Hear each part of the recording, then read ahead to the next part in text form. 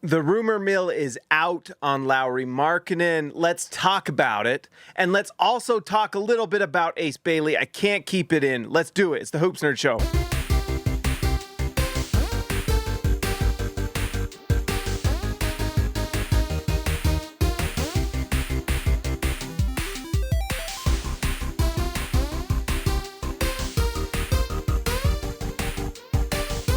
All right, guys, like always, make sure you like the video, subscribe to the channel.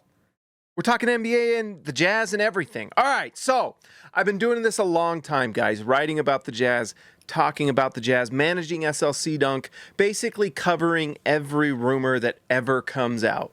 And one thing I've learned about this, especially when I've had some sources in the past here and there, some pretty cool ones, to be honest. Not as much now, but once in a while I'll hear a thing or two. But anyways, I have learned kind of how this NBA thing works, and I'm going to impart that knowledge onto you. So, what happens when one of these guys has a source? And the guys I'm talking about are Zach Lowe.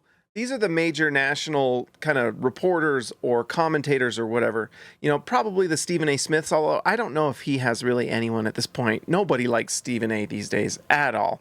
But like Zach Lowe, Bill Simmons, Brian Windhorst, all these guys that give out the kind of these rumors and podcasts, I would say that Shams is obviously at this point with Woj gone the most plugged in. I would love, by the way, myself, there's some things I would love to learn, like what thread Shams is on, because Woj is the GOAT. He was the GOAT, and he was like really the true confirmer of things. But anyways, Jake Fisher is another one too that you got to pay attention to. But Mark Stein as well. Sorry, I'm just listing off people, but those are like the reputable ones that you got to listen to. And Zach Lowe, Tim McMahon, who's plugged in with the Jazz, and also Brian Windhorst have all three started talking about the Lauri Markkanen trade. Zach Lowe went on to say in his most recent pod, well, not the most recent, the one before, talking about the Jazz trade with John Collins, that the Lauri Markkanen trade has moved up. We know this is kind of a reality that Lauri Markkanen is not interested in another year of being bad. I think the Lauri Markkanen trade is coming. He even talked about it in a Finnish interview I've heard. I've got to go find that. But anyways, what happens when these guys get a source that talks to them about these things and lets them know things? It's usually them talking to an anonymous, whether it's GM or agent or some sort of pipeline. I don't know completely because I haven't had someone tell me exactly who all of these different sources are, and why would they? Because they're sources, they're going to keep them secret. Sorry, that's how sources work. Otherwise, you don't get more information in the future. But anyways, when these guys talk, it's because they hear something. And here I want to just like impart something that I've learned myself, which helps me pay attention and kind of get a clear idea of what's going on. When Zach Lowe or Bill Simmons or Tim McMahon or Ryan Russillo or any of these guys that are really plugged in with some people say something, it's because they've heard it. If they haven't heard it from someone, it usually means that they'll say something like, this is just my own thought. They'll kind of give like a disclaimer before they say it. But when Zach Lowe goes on his pod and says the Lauri Markkanen trade is going to move up, and he says things like Lauri Markkanen is the most interesting trade target on the market, you pay attention to it. When Tim McMahon says the same thing, you need to pay attention to it. When Brian Windhorst says something very similar, Bill Simmons, it means they're hearing these same things from the same places, or at least the same thing that has gone through different places, but from a single source. It's very clear that the Utah Jazz are willing to trade Lauri Markkanen. I can't remember if it was Zach Lowe or who said it. But that I think it was Zach Lowe that just said if the Jazz could trade him, had Lauri Markkanen not had a bad season last season, which, by the way, I've told all of you multiple times, it was not good. It was not on purpose. Yeah, he tried some things, but he still shot the three really badly. Had he had a better season, he'd have been traded right now already. Lauri Markkanen shot 34% from three. And, you know, before we even go on, but guys, the trade is going to happen at some point. Sorry, I'm just telling you the truth. I can understand why. In fact, maybe we should talk about it. But two things. Let's talk about Markkanen and his numbers. Was he being bad? And then let's talk about should they trade Lauri Markkanen? Lauri Markkanen shot 34% from three last year. Everyone talked about Paul George not having a bad year. He shot 35. And everyone likes to say, you know, oh, it was a tanking year. And well, then why didn't he shoot the ball well? Was he missing on purpose? Obviously not. This confirms that he was not. He did not shoot the ball well. And this is a very good reminder. When you're ever thinking about making a trade for a player, you do not, I mean, you take it into account, but you do not pay someone based off of past performance. You pay them based off of what you expect them to be. Utah, when they had Lauri Markkanen last offseason, and I was begging them to make the trade, it would have made last offseason much easier. Although I will say, who knows if we have Austin Ainge if we don't, and I'm becoming a big fan of Austin Ainge. But Lauri Markkanen's value was at peak last offseason, and multiple teams calling and interested. The Spurs, the Warriors, all of these teams. And Lauri Markkanen doesn't get traded. We have local beat writers keeping their good graces with certain sources. And we know that different sources are for different people. Smug about that contract, and everyone was angry at me for, you know, being honest and saying, we should trade this guy. This is not a good idea. And now this offseason, there's two things that went badly. One, Lauri Markkanen had a bad year. And by the way, if you go back to his numbers from his whole career, that's not out of the question with what he's done in the past. And guess what? Utah probably got pretty lucky with how healthy he has been. Because there have been a lot of injury concerns with him in the past. I remember one of the goals for him those first 2 years with Utah was just to stay healthy. So Utah gave max level money at that time to Lauri Markkanen. And then what happens? Shoots 34% from three, can't be traded now. Now, it worked out because Utah was able to get Ace Bailey, which is incredible, but they still had to trade Lauri Markkanen. So everyone who says that you can just lose games with Lauri Markkanen was wrong. They were wrong.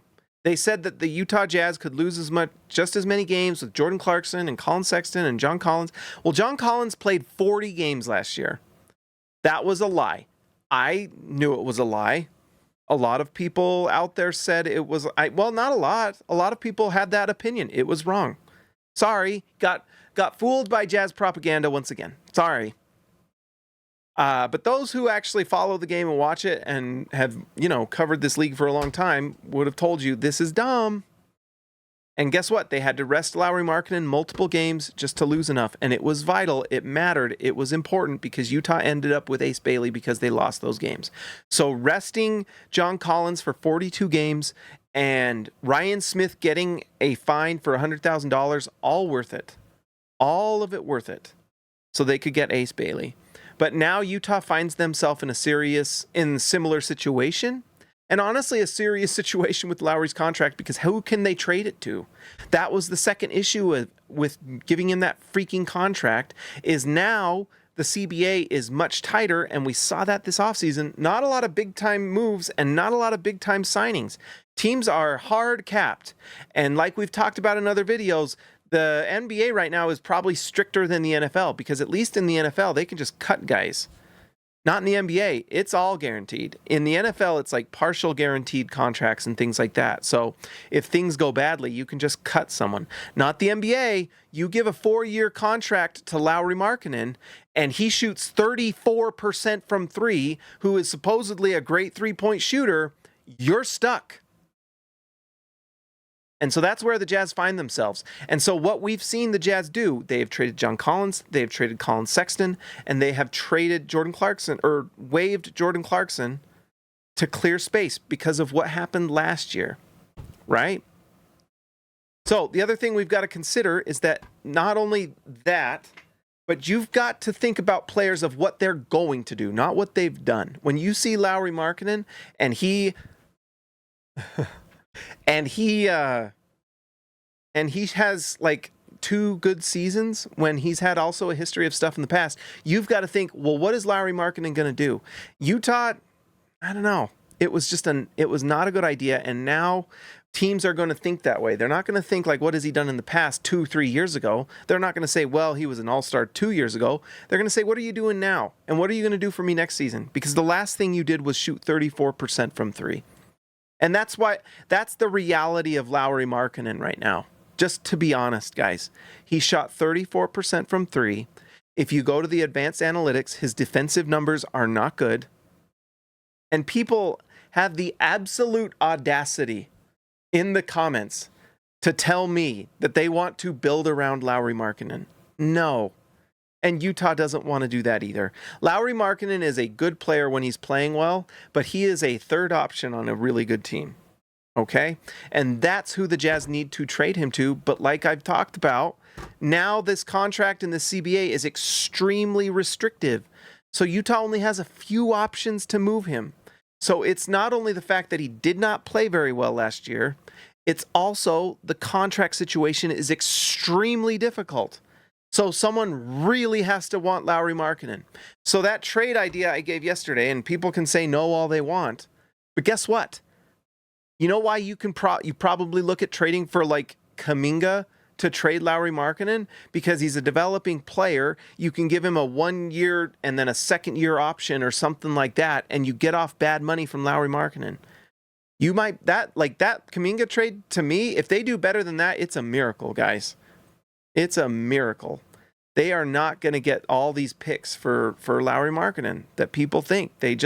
No one was trading picks this offseason. Everyone gave a hard time to the Jazz for giving a 2nd round pick for Collin Sexton. Oh no, they got it right back in the Collins trade.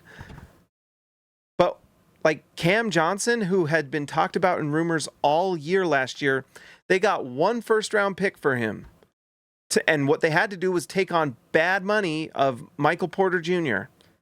That was a pretty good pick that they got, but it was 1 first round pick. And guess what? Cam Johnson, you could argue, has more value right now than Lauri Markkanen because he's making something like $18 million or whatever it is, and Lauri Markkanen makes $46 million, give or take. And you have to make those salaries match. So when someone in the comments tells me, oh, Kuminga, $42 million for Kuminga? Well, yeah, you kind of have to because there's no other way for Golden State to trade for him. Because just a reminder, if you are over the apron, you can't trade multiple players. So even if, some of you in the comments, talked about Moody and Kuminga, and that's not a bad idea. I don't think they can because you can't combine players when you're in the second apron. So it's like 1 player. And that's why it was a bad move. And all the smugness and stuff, well, you know what? Not being that smug now. It was bad. All right? So, Markkanen shot 34% from 3 last year. They have to give him time because Zach Lowe, Tim McMahon, and all of these guys have talked about it and said the literal same thing, that he needs to build his trade value. And it was said that if he had played well last year, he would be traded right away anyway. That's going to happen, guys. I'm sorry. I mean, Lauri Markkanen is still relatively young, but he is in the middle of his prime. Utah is a building team. They just are. And they are going to build around Ace Bailey. They are going to build around the player they get next year. And that's what that team is going to be. And hopefully, one of these other guys hits. Maybe Taylor Hendricks hits. And some of these other guys they've already drafted. I hope one of them does. If not, it's okay. They'll keep drafting. They'll keep building. And they're going to try to keep cap space. That was the other element of that Kuminga thing, is you can still manufacture cap space with something like that. If Utah wins the lottery next year and brings on Darren Peterson, Cam Boozer, AJ DeBonsa, and you have Bailey, DeBonsa, or one of those 3, and cap space, then guess what? You don't necessarily have to worry about the draft all that much anymore. You're basically the Boston Celtics when they got Jason Tatum and Jaylen Brown. You can then start making deals to improve and fit in and get things that you need. Like Utah, if they had their 2 stars right now, they could have gone out and got Miles Turner, a stretch center that can spread the floor, or go out and get like the best player available on the market. You know, like 2 years ago was Pascal Siakam. Maybe you go out and get someone like that. You know what I mean? So Utah has to do this right, but it does mean that Lauri Markkanen probably has to go, and they've got to find a suitor, but they've put themselves in a tough spot with that contract. It was bad. All right, so speaking of Ace Bailey, guys, it's been 2 summer league games. I'm really trying to fight the urge to overreact, and I cannot wait to watch him play tomorrow. Who knows? When you watch this, maybe Ace Bailey has a terrible game. Maybe he has a great game. I don't know. But I'm pretty excited about what I saw in 2 games from Salt Lake City Summer League. And it's not even necessarily the numbers, although the numbers are exciting. But what I wrote about in the post game, because I had to write a recap. I didn't get to do a recap video. Sorry. So here's my recap thoughts from the last game. Ace Bailey wasn't even featured in either of those games. Both those games he had like Bryce Sensabaugh, who by the way isn't going to Las Vegas. So we might get a big old taste of Ace Bailey. Oh, I cannot wait. But you know, you had Bryce Sensabaugh with the ball. You had Isaiah Collier refusing to move the ball around. He did a little bit better in the second game, which was good, but still just super selfish play. And, you know, despite all that, Ace Bailey had impressive plays.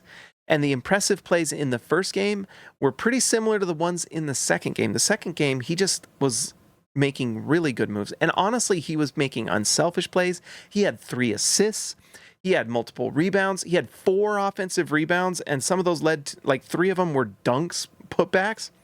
And what makes me excited about that and makes me think that this has a chance, you know, and who knows, it's 2 summer league games. But what it makes me think is that you've got a player that even if he's not being featured, he has got so much physical talent. He is beating the other team and not even having plays run for him. I mean, he had how many times where like he got the ball in the low post, or how many times did they run a curl? Like 1 or maybe 2 curls in game 1. He got that same curl play in game 2 and a few other small plays. Otherwise, it was offensive rebounds. It was the big time block in that first game. It was him defending, going over curls and PNRs. His physical talent and size and length and athleticism, and honestly, his work ethic and competitiveness is impressive. And we might be looking at a really nice player. Let's hope that he does well in Las Vegas and everything goes great. You know, knock on wood. But I was impressed. It's been a while since Utah has had a player that would be physically dominant or just imposing with his physical tools like Ace Bailey was. And those players tend to succeed, especially the ones with competitiveness, work ethic, and all the intel out there is saying that he's got it. So he had 3 assists. Like, he wasn't perfect. I don't think he's James Harden moving the ball around, but he made nice plays. He made a nice pass to a cutter. He showed signs at Rutgers the last half of the season. His assist rate went up consistently at Rutgers.